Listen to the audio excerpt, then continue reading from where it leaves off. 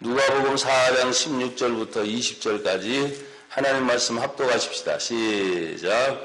예수께서 그 자라나신 곳 나사렛에 이르사 안식일에 늘 하시던 대로 회당에 들어가사 성경을 읽으려고 서심해 선지자 이사야 글을 들이거늘 책을 펴서 이렇게 기록된 데를 찾으신 곧 주의 성령이 내게 임하셨으니 이는 가난한 자에게 복음을 전하게 하시려고 내게 기름을 부으시고 나를 보내사 포로된 자에게 자유를 눈먼 자에게 다시 보게 함을 전파하며 눌린 자를 자유롭게 하고 주의 은혜의 해를 전파하게 하려 하심이라 하였더라. 책을 덮어 그 맡은 자에게 주시고 앉으시니 회당에 있는 자들이 다 주목하여 보더라. 아멘. 19절 말씀만 한 번 더 같이 읽어봐요. 19절 시작.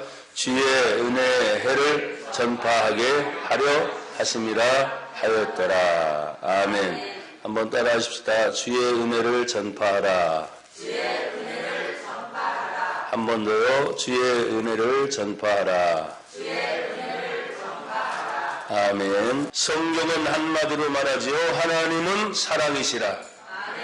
사랑하시는 하나님이 성경의 말씀 속에 우리가 지금 찬양 드린 것처럼 성경에 다 써놓으셨다.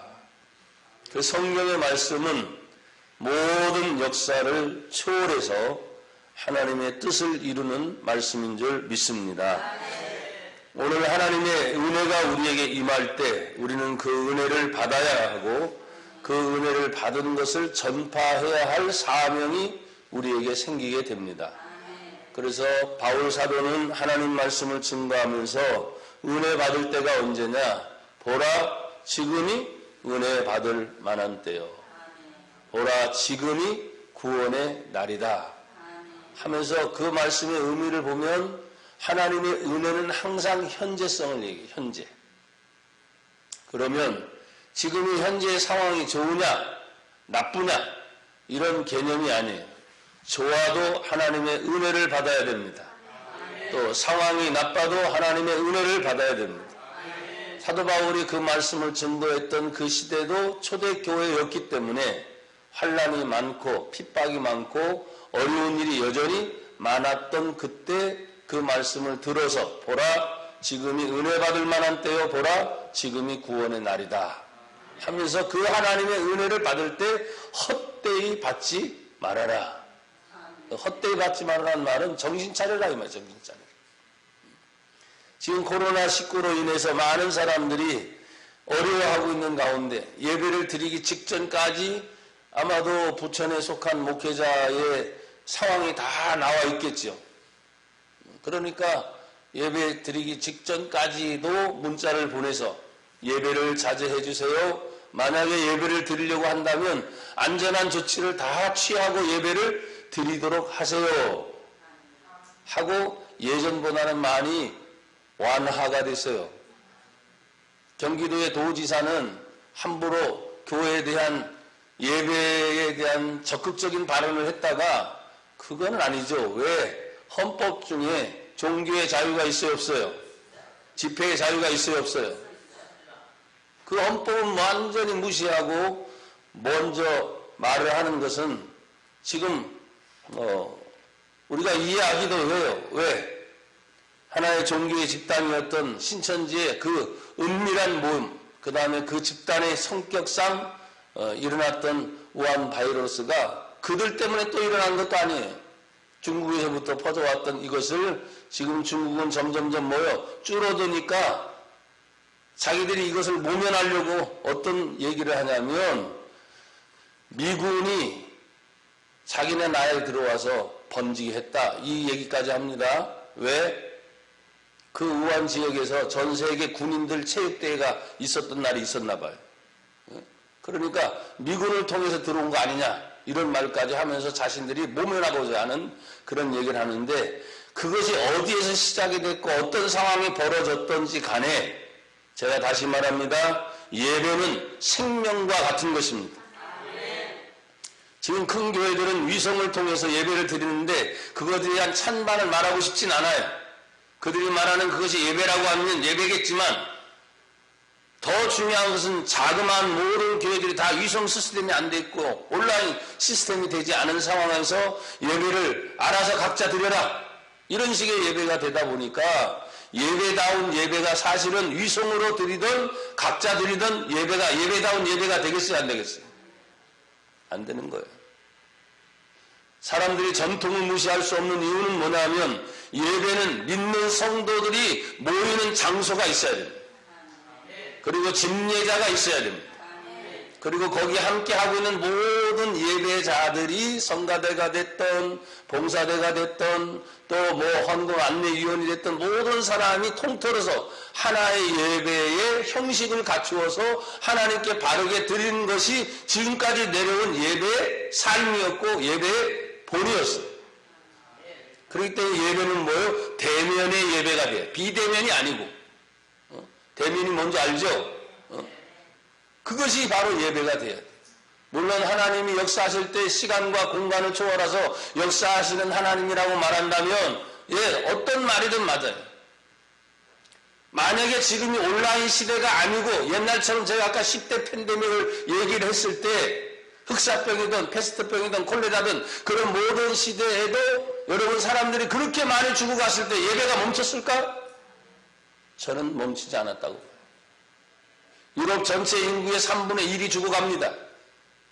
그것이 어떤 때는 아시아에서 시작하고 유럽에서 시작하고 중앙아시아에서 시작했던 모든 것들을 보게 되면 그 당시에는 온라인 시대가 아니거든요. 지금 온라인 시대니까 온라인으로 예배를 드린다라고 하는 말을 하면 글쎄 학적으로 아직까지 규명이 되지 않았기 때문에 어떤 것이 하나님을 더 기쁘게 할까는 생각을 해봤는데 저는 틀림없이 말합니다. 하나님은 예배의 삶을 드리다가 정말 죽는 한이 있어도 예배 드리다가 죽는 것이 하나님이 더 기쁘지 않을까. 그래서 여러분이 우리 교회 목사님을 좀 죄송하지만 무식한 목사를 만나가지고 코로나 걸려서 죽으면 어때? 천국에 있다며. 웃지 말고 아멘 하세요. 영생이 있다며. 뭘 미련을 그렇게 많이 가져. 물론 할 일이 많죠.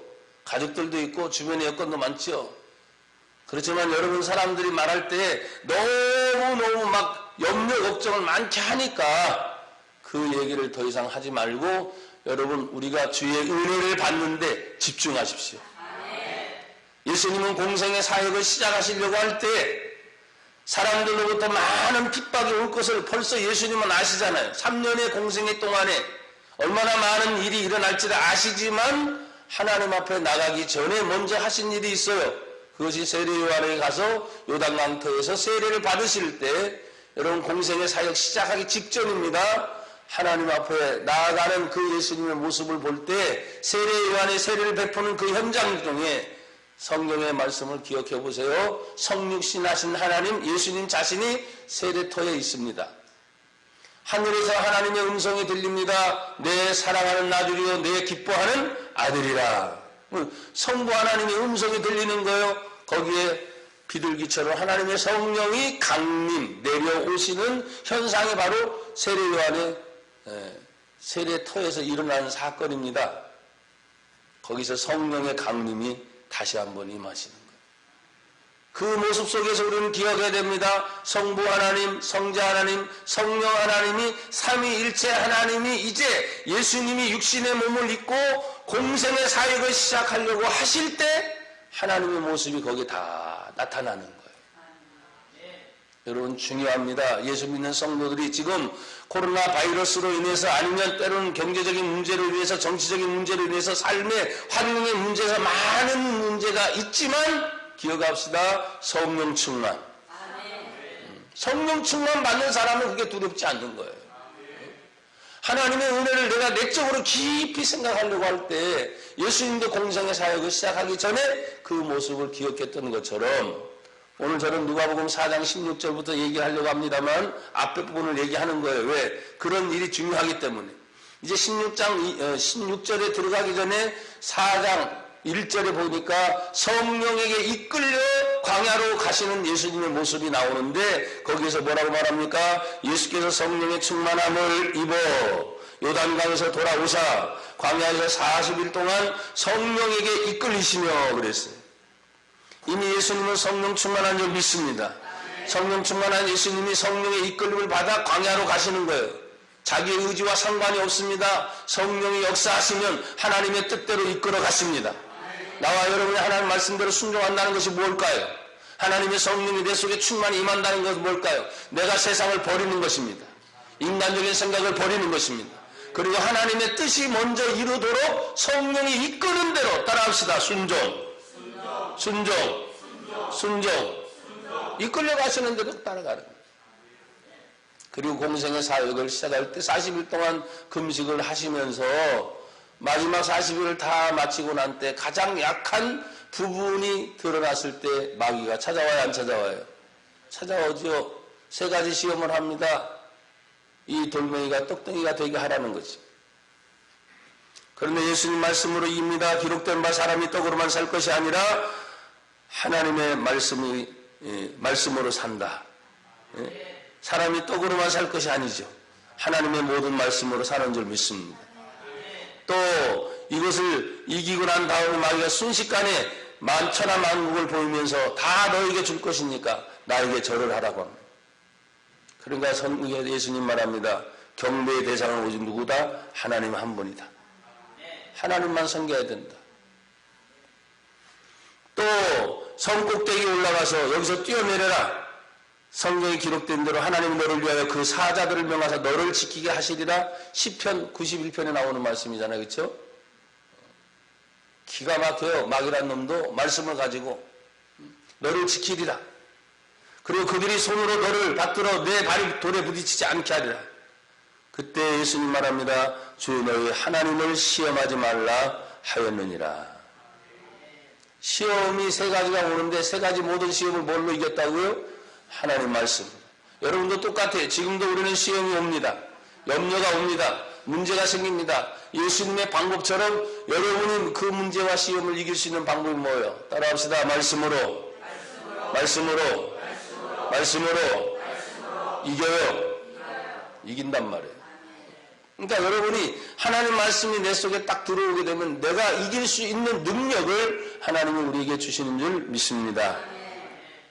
자, 이렇게 예수님은 다 이기고 난 후에 오늘 14절, 4장 14절 여러분 한번 읽어보세요. 4장 14절 다 같이 읽습니다. 시작. 예수께서 성령의 능력으로 갈릴리에 돌아가시니 그 소문이 사방에 퍼졌고 친히 그 여러 회당에서 가르치심에 무사람에게 칭송을 받으시더라. 아멘. 할렐루야. 성령의 능력으로 이제 아까 4장 1절은 성령의 충만함과 이제는 성령의 능력으로 갈릴리에 돌아가신다 했습니다. 자, 이제 본론으로 들어가 보십시다. 한번 따라합시다. 주의 은혜가 임하시는 것은 첫 번째는 어디에 임하실까요? 내 내면에 임해. 내 내면. 내 안에 내 스스로 하나님의 은혜가 임한지 안 하는지 여러분이 알아요? 몰라요? 몰라요? 알아요. 어떻게 알아요? 내 속에 답답한 것이 있었습니다. 그런데 하나님의 은혜가 임하니까 이 답답함에 갑자기 다 풀린 듯한 생각이 듭니다. 초조하고 긴장하고 염려 많고 걱정이 많았는데 하나님의 은혜가 임하니까 그것이 다 떠나가고 주의 평안이 찾아오는 줄 믿습니다. 평안이 하나님의 선물이에요. 평안. 내가 너에게 평안을 주러 왔노라 하신 것처럼 내 안에 평안이 찾아와요. 또 내 안에 약함과 두려움이 있어요. 그런데 그것이 다 사라지고 난 다음 뭐가 찾아와요? 감사, 담대함이 막 찾아오기 시작하네. 여러분 스스로도 알아야 됩니다. 저도 설교를 하고 있지만 어떤 때는 지금 여러분이 설교하는 것처럼 내 안에 평강이 임하고 담대함이 막 임하고 항상 그래야 되잖아요. 근데 그러지 못할 때가 많아요. 왜? 사람을 생각하고 또 앞날에 대해서 뭐예요? 미리 다가올 많은 것들을 자꾸 계획하고 꿈을 꾼다고 말을 하지만 그것이 정말 이루어질까 안 이루어질까 생각하고 염려될 때가 있어요? 없어요? 있어요. 없는 게 아니에요. 말은 그냥 선포하고 믿음은 바라는 것들이 실상이 보이지 않는 것들의 증거니 믿음으로 전진하라. 힘들어도 전진해라. 안 되면 기어가라. 막 이렇게 얘기를 하지만 실제적으로 그 말을 하는 내 속에서도 갈등이 솔직히 있어요, 없어요? 있어요. 솔직히 있어요. 그런데 그 갈등이 또 뭐예요? 잠재워지는 거예요. 왜? 이건 내가 하고 있는 생각이구나. 하나님이 하시면 하나님이 하시는 거예요. 하나님이 되게 하시면 되는 거예요. 내가 하는 것이지만 사실은 어떤 때는 제가 뭐래서 이걸 하게 하시는 것도 하나님이 하시는 것이다. 나를 하나님의 도구로 사용하심을 감사하고 여러분은 하나님의 도구로 사용하심을 감사하고 우리 교회를 하나님의 도구로 사용하심을 감사하고 이것이 크든 작든 상관이 없어요. 하나님이 하나님의 때에 나와 여러분들 사용하시려고 할 때 가장 먼저는 뭐냐? 내 내면으로 여러분이 알게 하세요. 그래서 여러분 성령의 능력은 뭐냐? 우리에게 내면에 따라합시다. 비전과 소망을 주시는 것이다. 두 번째는 이제는 외적으로 나타나는 거예요. 내가 내면의 세계가 이런 것이 꽉 차게 되면 보고 바라고 말하는 것이 달라져요, 안 달라져요? 달라지죠. 예수님이 40일 동안 금식하시면서 성령의 충만함이 계속 사실은 뭐예요? 넘쳐나는 거겠지. 넘쳐나는 거겠지. 하루 이틀 3일 40일을 금식하면서 오직 하나님과 당신 사이에 하나님의 놀라운 은혜가 계속 임했을 때 마귀의 모든 시험을 이기고 나서 이제 온 갈릴리를 다닐 때마다 예수님 아직 제자들이 있어요, 없어요? 제자가 없던 때예요. 제자가 없어 아직은. 그러니까 오늘 성경에 보니까 뭐라고 말했습니까?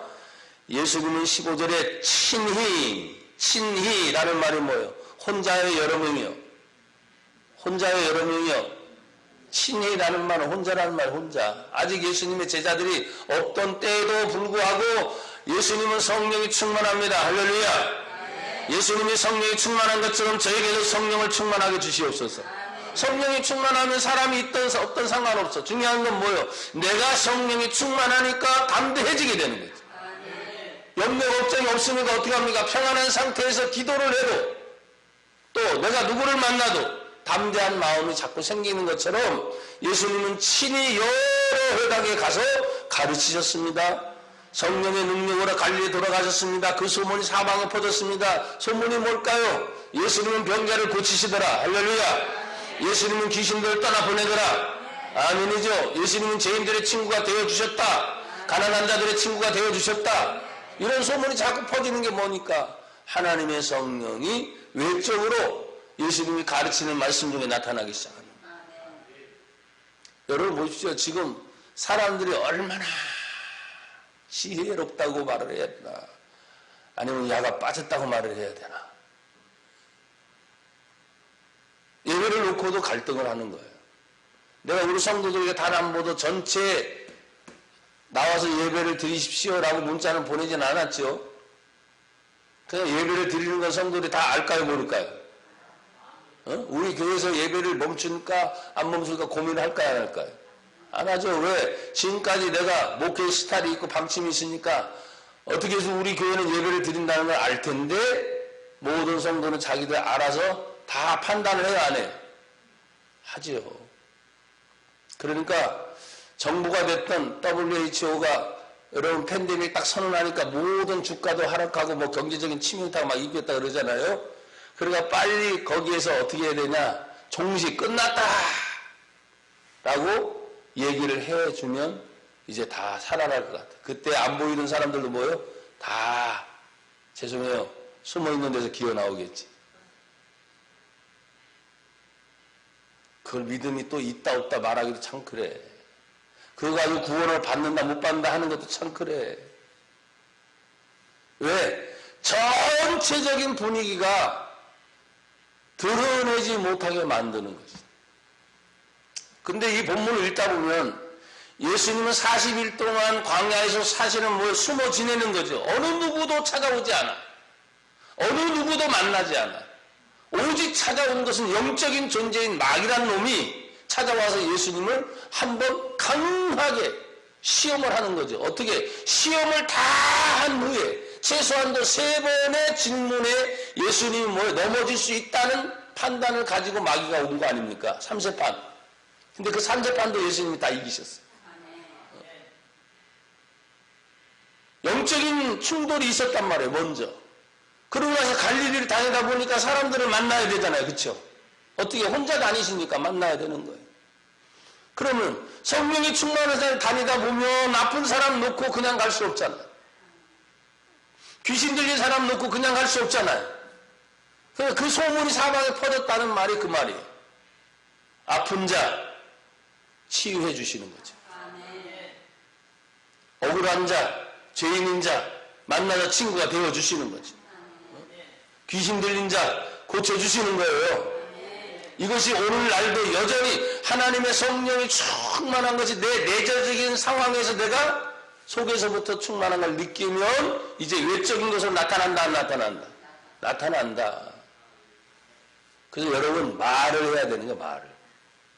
보는 것도 잘 봐야 되고 듣는 것도 잘 들어야 되지만 가장 강력한 것은 뭐냐면 입으로 시인하여 구원에 이르느니라.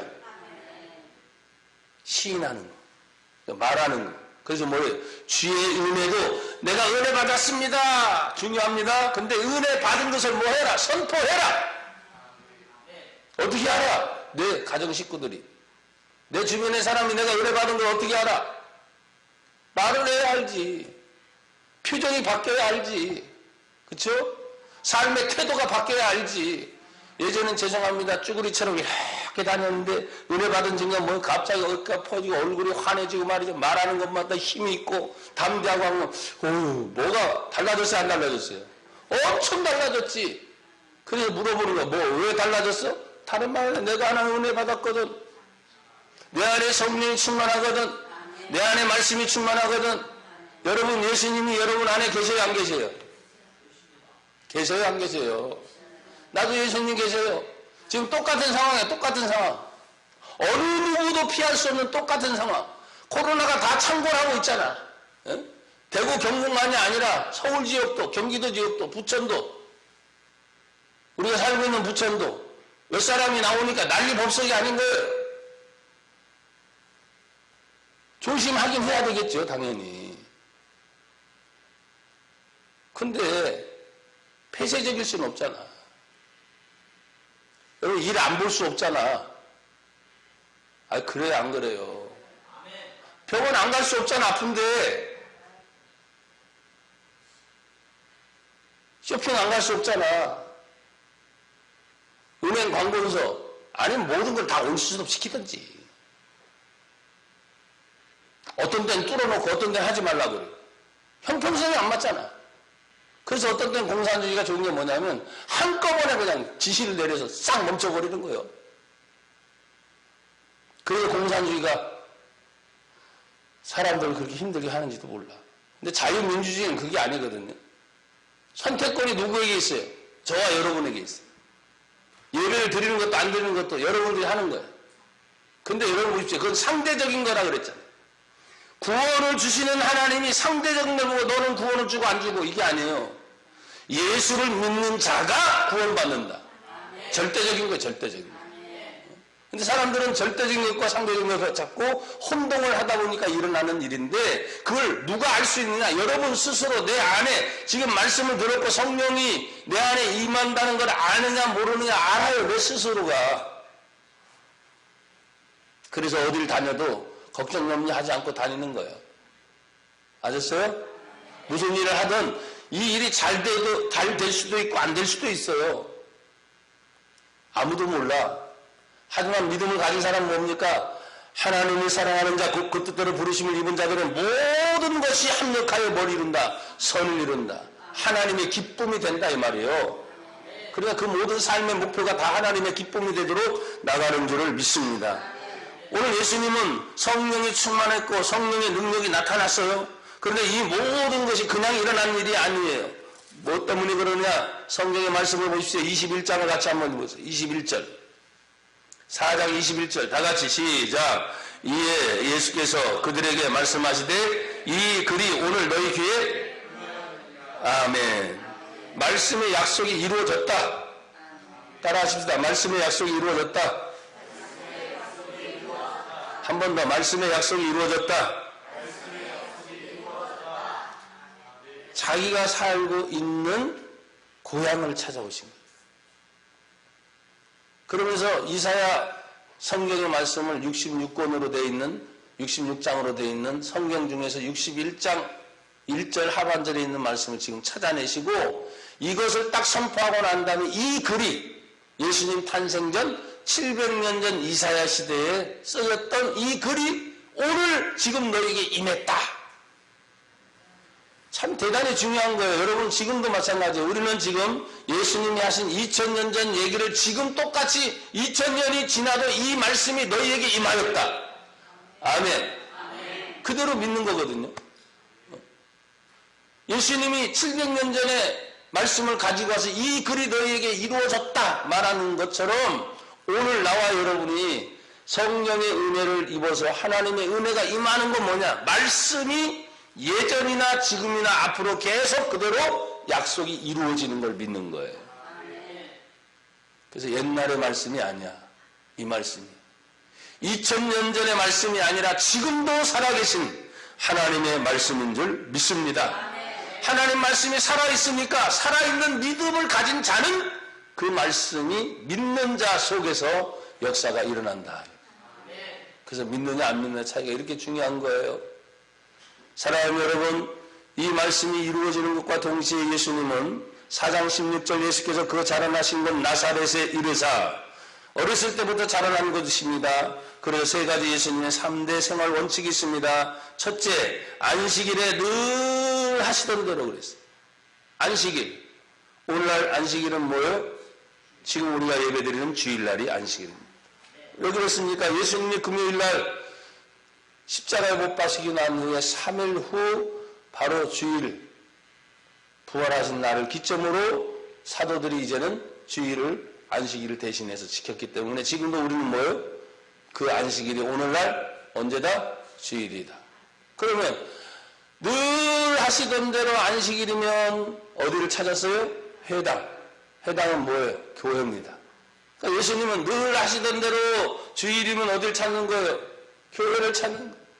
여러분이 예수님 믿는다 하면 늘 하던 대로 주일이 되면 어떻게 어김없이 어딜 찾아와요? 교회를 찾아와야 됩니다. 어떤 일이 생기든 안 생기든 교회를 찾아와요. 그럼 교회에 찾아오신 예수님은 오늘 성경에 보니까 뭐라고 했어요? 회당에 들어가서 뭘 읽으려고 서셨어요? 성경을 읽으려고 서셨어요. 그러니까 예수님도 성경 중심이죠. 그래서 예수님의 3대 생활 원칙이 뭡니까? 안식일은 교회를 중심으로, 안식일은 주일 성수를 중심으로, 회당은 교회를 중심으로, 성경 하나님 말씀 중심으로 예수님이 사셨어요? 안 사셨어요? 사셨어요. 왜? 늘 하시던 대로. 그러니까 예수님은 공생의 사역을 하시더라도 안식일이 되면 어김없이 어딜 찾아오세요? 회당을 찾아오시는 거예요. 어김없이. 그리고 회당에 가면 어김없이 다 거기에 서기관들이나 다른 납비들이 항상 뭘 얘기하죠? 성경책을 가지고 성경을 강론한다 이 말이에요. 그래서 교회에 오면 다른 얘기하는 게 아니라 하나님의 말씀으로 돌아가도록 항상 여러분들이 기도하고 여러분 스스로도 주일이 되면 교회를 찾아오고 교회에서는 뭐요? 하나님 말씀 중심으로 모이는 예배의 삶이 되도록 여러분 더 열심을 내시기를 축복합니다. 자, 그러면 이런 예수님의 3대 원칙을 뛰어넘어서 오늘 4장 17절 선지자 이사야의 글을 이제 드렸어요. 책을 펴서 이렇게 기록한 데를 찾으셨습니다. 목적이 있는 거지요. 66장이나 되는 이사야 성경 중에서 61장에 있는 마지막 부분을 지금 찾아내신 것을 보면 중요한 말씀이 굉장히 많아요. 안 많아요? 성경이 많아요.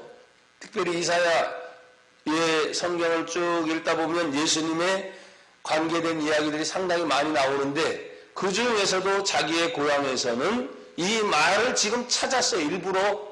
그 말은 뭐예요? 목적이 있어요. 목적이. 찾아오신 목적. 우리가 하나님께 예배를 드릴 때 목적이 있어요? 없어요? 있어요. 내가 인생을 살아가는데 목적이 없는 사람은 없어요. 다 목적이 있는데 오늘 그 목적은 뭐냐? 성경 19절에 주의 은혜의 해를 전파하게 하려고. 근데 그 주의 은혜의 해가 뭐냐 할 때 구체적인 내용이 18절에 4가지 항목으로 나와 있어요. 자, 18절 다 같이 읽어요. 시작. 주의 성령이 내게 임하셨으니 이는 가난한 자에게 복음을 전하게 하시려고 내게 기름을 부으시고 나를 보내사 포로된 자를 자유를 눈먼 자에게 다시 보게 함을 전파하며 눌린 자를 자유롭게 하고 아멘. 자, 네 부류의 종류의 사람들이 나와요. 어떤 자입니까? 처음에 가난한 자. 가난한 자에게 뭐가 전해지는 거예요? 복음이 전해지는 거예요. 또 포로된 자에게는 뭐가 전해지는 거예요? 자유가 되는 거예요. 눈먼 자에게는 광명, 다시 보게 하는 거예요. 다시. 근데 여러분 성경을 읽다 보면 이런 것들을 놓치지 말아야 돼요. 눈먼 자에게 다시 보게 한다. 그러면 눈먼 사람이 원래는 뭐예요? 다시 보게 한다는 말은 그 사람도 보는 사람이었다는 거예요. 그 문맥을 보면 보는 것이 사라지게 됐어요. 무슨 얘기인지 아시겠어요? 다시 보게 한다 할 때 눈먼 자는 그냥 보게 하면 되면 처음부터 아예 눈먼 자였지만 다시 보게 한다는 말은 그 의미를 부여하자면 원래 볼 수 있는 사람, 여러분 태어나면서부터 눈먼 자가 있지만 가다가 눈이 먼 사람도 있을까요? 없을까요?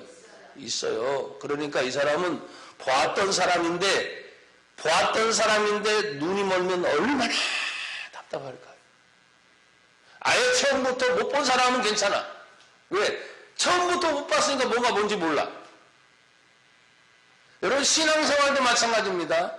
내가 교회에 나와서 하나님을 알아가기 시작합니다. 근데 알아가는데 알면서 처음 맛본 은혜들이 있어요, 없어요? 나오면서 받은 체험이 있어요, 없어요?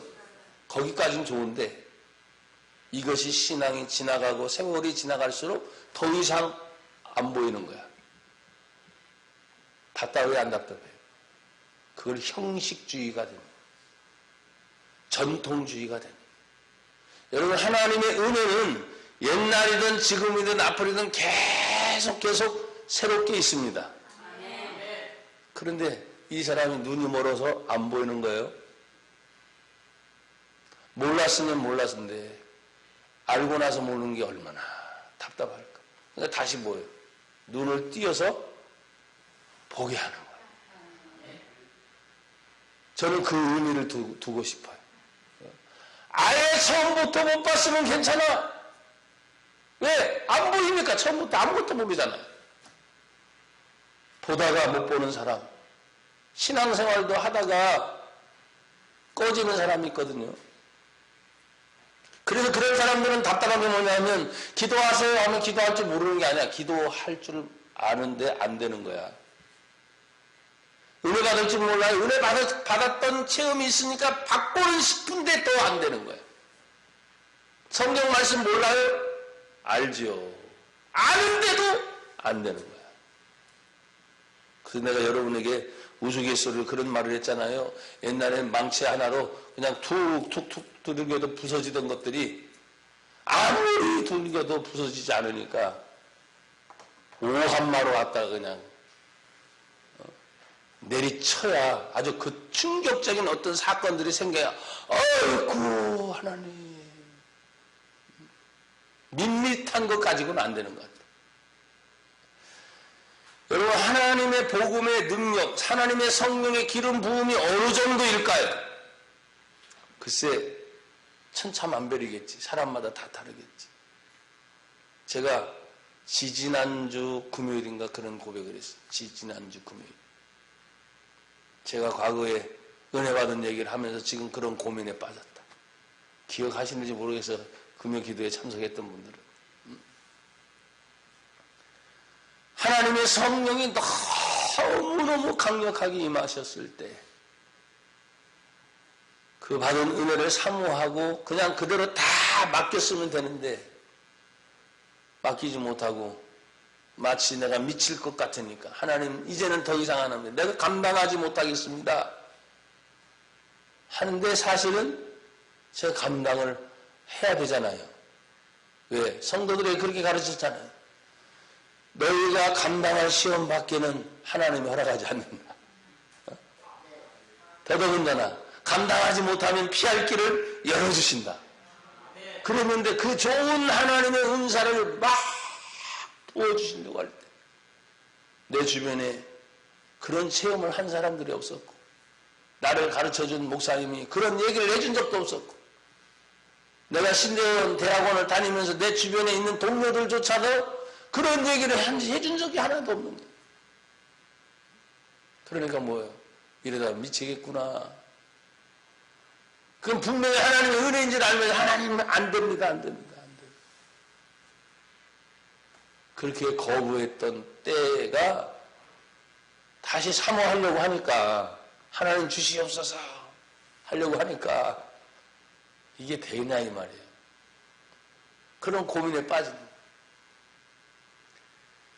눈이 아예 처음부터 멀었다면 아무것도 모르니까 괜찮지만, 눈 좀 떴어, 이것도 맛보고 저것도 맛보고 다 알아듣다가 눈이 감겼으니 모르는 것도 아니고, 안다 이거지. 조금씩은 다시 떠야 돼요. 다시 눈을 확 떠서 옛날 보던 게 아니란 말이에요. 우리가 주님의 일을 하면서 눈먼 자에게 다시 보게 하는 광명이 찾아오게 되는 것이 사실은 맨 처음에 나오는 가난한 자에게 복음을, 나머지는 복음이라는 단어가 없어요. 자유 아니면 광명인데, 여러분 가난이라고 하는 말을 생각해 볼 때, 가난하게 되면 내가 먹고 사는 것만, 힘든 것만 생각하면 안 돼. 가난의 의미는 뭐냐면 절대적으로 다른 사람의 도움이 없이는 혼자서는 살 수 없는 상태. 영적인 것도 마찬가지야. 내가 혼자 기도할 수 있고, 혼자 찬양할 수 있고, 혼자 예배할 수 있고, 혼자 성경을 읽어도 되긴 돼. 그런데 그거 가지고는 안 돼. 절대적으로 누군가의 도움이 필요한 상태. 그래야만 그 상황에서 벗어나는 거예요. 그래서 성경의 팔복 중에 가장 첫 번째 복이 뭡니까? 심령이 가난한 자는 복이 있나니 천국이 저희 것이니요. 천국을 소유하려고 뭐냐? 네 힘이 아니라 이거지. 절대적인 하나님의 도움, 예수의 이름이 아니고서는 천국을 소유할 수 없습니다. 하나님의 성령의 은혜가 아니고는 천국을 소유할 수 없습니다. 절대적인 하나님의 말씀이 아니고는 천국을 소유할 수 없습니다. 근데 사람들은 가난한 자는, 심령이 가난한 자는 복이 있나니 하니까 가난한 게 그냥 복인 줄 아는 거야. 가난한 게 그런 의미가 아니야. 내 힘으로, 어느 인생의 힘으로 안 되는 거예요. 그래서 절대적인 하나님의 은혜로만 의지하고 사는 것이 심령이 가난한 자. 그래서 그들에게 천국을 주는 거예요. 생활에 조금 불편하다고 그렇게 천국 주는 게 아니고, 잘 살다가 갑자기 어려워진 사람에게 천국 주는 게 아니고, 그러니까 복음은 바로 가난한 자에게 복음이 임하는데, 가난한 상태가 되면 자기 스스로 아무것도 할 수 없으니까 어떻게 됩니까? 그 밑에 세 가지가 다 걸린 거야. 포로가 되는 거예요. 어떤 상황이 됐든 벗어날 수 없어. 또 가난한 자가 되니까 볼 수도 없는 거예요. 볼 수도. 내 앞날에 대한 어떤 것이 기다리고 있는지도 볼 수도 없는 거예요. 또 억눌린다 그랬잖아요. 아무것도 할 수 없는 상태가 됩니다. 그 첫 번째 가난한 자에게 복음을 전하는 것이 해결이 돼야만 모든 것이 해결이 돼요. 여러분 정말 심령이 여러분 가난한 자입니까? 가난한 하고요, 어떻게든지 잘 살아보려고 몸부림치는데 그건 육적인 거지. 심령의 가난함은 뭐냐면 철저한 하나님의 은혜가 아니면, 단 0.01%라도 하나님의 은혜가 아니면 전폭적으로 100% 하나님의 은혜로만 의지해서 살아가는 영적인 상태가 심령이 가난한 상태. 나는 하나님이 아니면 천국을 소유할 수 없어. 나는 예수님이 아니면 천국을 소유할 수 없네. 그런데 오늘 신앙생활하는 사람들의 모습을 보면 그 심령의 얘기는 안 하고, 교회 나오면 부자 된다더라, 병 고친다더라, 교회 나오면 문제 해결된다더라. 예, 맞아요. 어느 정도 맞는 거야. 근데 그게 전부의 정답이 아니야. 여러분, 답도 정답이 있고 명답이 있는 것처럼, 그쵸? 그것도 맞긴 맞아. 답이. 답도 뭐야? 틀린 것도 있어요. 그래서 오답이라 그래. 그건 틀렸지만 답이야. 오답. 틀린 답을 내릴 수도 있어. 맞는 답은 정답이지만 진짜 확실하게 명답이 있는 것처럼 예수만이 천국의 소유를 우리에게 주실 수 있어요. 그러니까 오늘 예수님이 이 본문의 말씀을 끄집어내면서 주의 성령이 내게 임하였으매 가난한 자에게 복음을 전하게 하시려고 나에게 기름을 다시 부으신다는 건 뭐예요? 다시 성령이 임하심이 다시 말하는 거예요. 그러면서 다시 보세요. 18절 주의 성령이 내게 임하셨으니 이는 가난한 자에게 복음을 전하게 하시려고 내게 기름을 부으시고. 아니 성령이 임하시면 기름 부음이 이미 끝난 거 아니에요? 근데 그걸 지금 단서를 딱 자른 거예요. 다시 보세요. 가난한 자에게 복음을 전하게 하시려고 내게 기름을 부으시고 그리고 또 보내서 포로된 자에게 자유, 눈먼 자에게 다시 보게 하고 눌린 자를 자유롭게 하고. 그걸 하려면 어떻게 해요? 전파라는 거죠. 전파. 기본적으로 전파의 의미는 무엇입니까? 여러분이 입 꼭 다물고 있지 말고 입을 열어서 예수님을 얘기하고 하나님 말씀을 얘기하고 내가 받은 은혜를 어떻게 해요? 자꾸 얘기해 줘야 되는데 상대방은 내 가족조차도 사실은 뭐예요? 말씀의 세계를 모르니까 받아들여 안 받아들여? 못 받아들여. 안 받아들이는 게 아니라 못 받아들여. 왜? 이 말씀이 그 사람들의 세계하고 맞지 않으니까. 그렇지만 계속 선포하다 보면 하나님 말씀이 살아있다 그랬잖아요. 아유 하도 안 들으니까 그냥 내버려 둘 거야. 그게 아니라 계속 하다 보면 말씀이 살아있어서 그 사람의 때가 되면 그의 심령을 파고 들어가요. 들어간다고.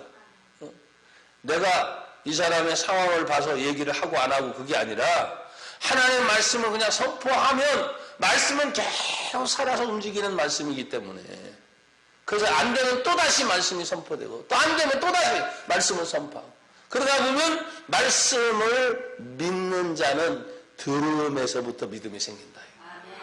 그게 하나님의 절대적인 역사예요. 내가 여러분의 설교를 잘해서 여러분이 믿는 게 그게 아니고 그건 제가 설교의 포인트와 또한 설교를 전달하는 어떤 전달의 방법이 여러분에게 더 강력하게 할 수도 있지만 그게 아니고 하나님의 말씀이 여러분 안에 역사하신다 이 말이에요. 전달의 매개체도 중요한 것도 있겠지만 그러나 그건 나중 문제라 이게. 여러분 최소한도 조용히 말씀을 하든지 아니면 읽듯이 얘기하든지 아니면 뭐요 갑자기 답답해서 막 화가 나듯이 말씀을 선포하든지 상관없어. 중요한 건 뭐 하나님의 말씀이 하신다. 따라합시다. 하나님 말씀이 하신다. 다시 한번 하나님 말씀이 하신다. 어떤 상대 여기 가난한 자, 눈먼 자, 포로된 자, 억눌린 자 다 갖다 붙일 수 있잖아요. 지금 이 상황에서 억눌리지 않은 사람이 누가 있어? 모든 정보 통신망에 다 여러분 억눌려 있어야 돼. TV 키는 것마다 다 코로나잖아. 보면서 여러분 무슨 생각이 들어요? 희망적인 생각을 갖는 사람들이 과연 몇 명 있을까요? 수고하고 애쓰는 거 코로나 하면서 그 특집 방송까지 하잖아요. 이 힘냅시다 하면서 막 그런 거. 여러분 의도적으로 나도 모르게 자꾸 키면 보이니까 보게 된다. 관심이 안 가지려고 해도 관심을 갖게 되는 거예요. 또 정치, 경제 내가 살아가는 문제에 있어서 다 부딪히는 문제다 보니까 어떻게 해요? 신경 끌을 수가 없는 거야. 그걸 접하다 보면 다 듣는데 그 듣는 정보 통신 속에 그 소식 속에 과연 여러분에게 힘을 주고 용기를 주고 생명을 주는 그런 소식들이 과연 얼마나 있어요? 100으로 따지면 몇 점으로 여러분 칠 것 같아요? 일주일 내내 살아왔잖아요 지금.